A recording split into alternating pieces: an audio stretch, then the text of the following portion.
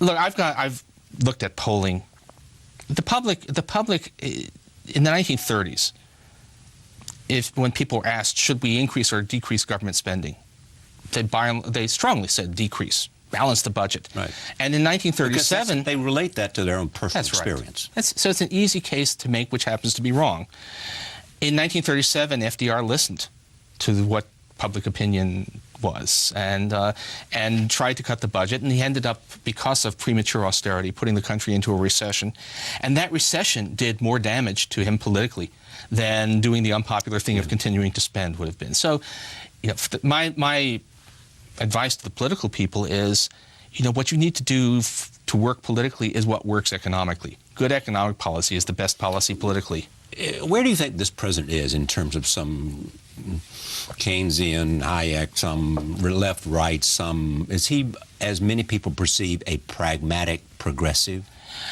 I'd say he's actually a pragmatic centrist. On the question of dealing with this depression that we're in, intellectually at least, I think the president pretty much agrees with my position. I don't know that for sure, but I believe he does. I would bet that the president's prepared, if he wasn't politically sensitive, be willing to make significant spending cuts in terms of entitlements.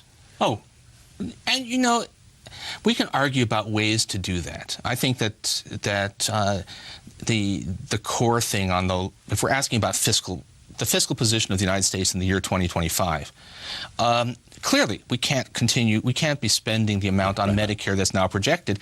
I think we need to do that. We have a structural deficit. I think we need to attack that by going after the cost curve on medicine, not by means testing or things like that. And I think by and large, the administration agrees with that. But, you know, on these issues of what to do right now, I'm not finding a lot of intellectual resistance from the White House people I talk to. I think they appreciate it, but they're nervous about making the case too openly, about making the case publicly. Because they think it'll be characterized as what?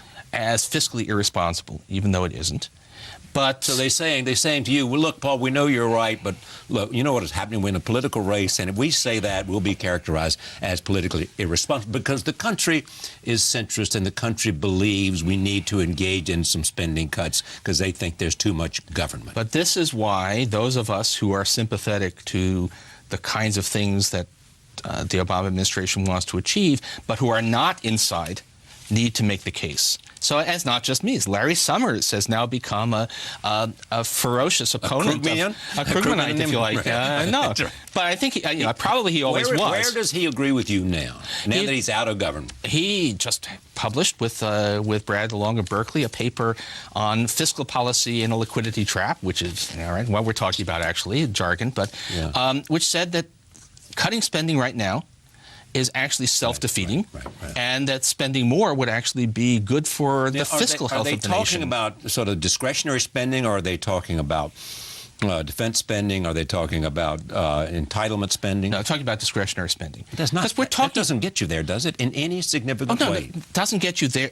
What we need is more discretionary spending now. Right. And then the long-run budget issue is about entitlements. Okay, but if you're saying discretionary spending will get you there in terms of stimulating a growth to the economy. Right. All right. That's enough to stimulate growth, to get people back to work and bring the unemployment down to immediately, in a near short term, year or two, down to 7 minus. Right. That'll do it. And eventually, that gets us... That doesn't solve the long-run budget issues. Why didn't they do that, knowing that, and knowing that the political world has said before, although it's suspect now, that if you have 8% unemployment, you cannot be reelected? Well, that was bad analysis. Well, by losing the midterms, they lost the ability to pass any legislation. Right. But also, then they reacted the wrong way by thinking that the way to react to that was by going into a cringe and adopting the Republican position. But I think they've learned better than that now. And, I mean, I'm optimistic that if Obama's reelected, that he will certainly push for stuff that will do more to reduce unemployment, that what I'm talking about could provide a template for the sort of maximum goals. Well, you're saying you're convinced that if Obama's reelected, he'll engage in more spending, government spending, to stimulate the economy and reduce unemployment. That's right. Simple. I think. Where do you think that spending will take place? I think it will take place should take place largely through aid to state and local governments fair enough, to reverse that austerity. All right. So it's now not hard. It's not, where are the projects? Yeah. It's just rehire those damn school teachers. That's really what it comes down to now. State and local governments should rehire. But they're pleading poverty. Which is why they need aid from the federal government, so that they can do that. Okay.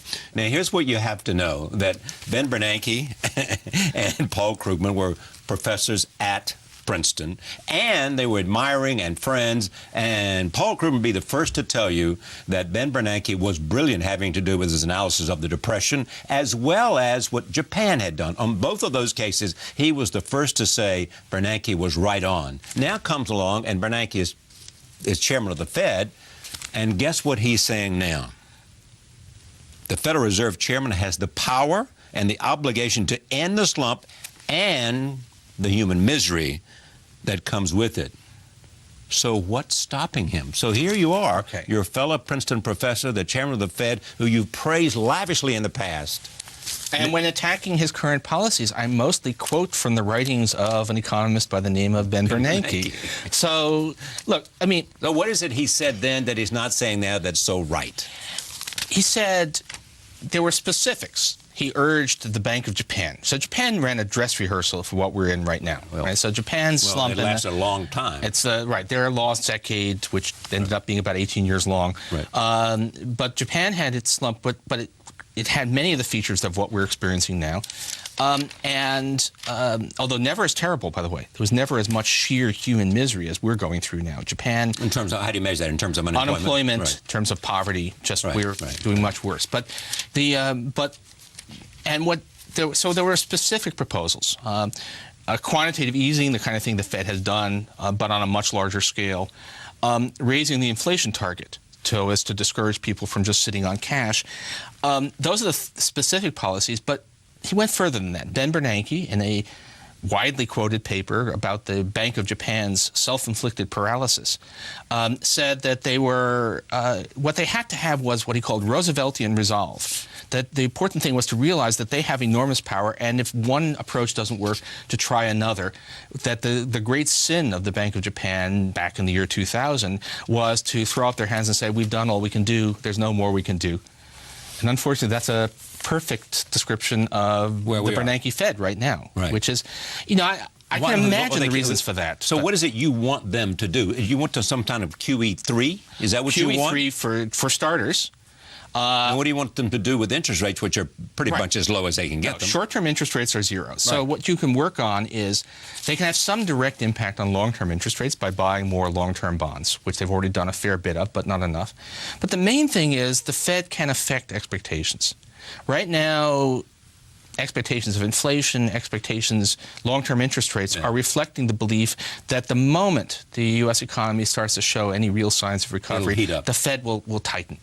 And if the Fed can convince, can pledge to hold off until inflation reaches 3%, let's say,